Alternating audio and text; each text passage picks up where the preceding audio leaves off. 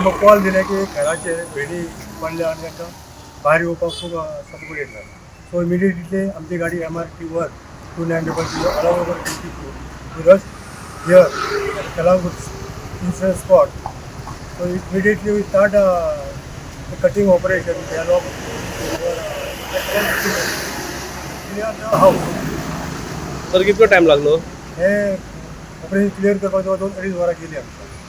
9:30 सुमार ही भेणी आमच्या घरार पडल्या आणि फायर डिपार्टमेंट फोन मारलेलो. तर fire department advance like very quickly they came आणि तेंच्यांनी तांकां अडेच 3 वरां लागली तांकां क्लियरन्स करपाक.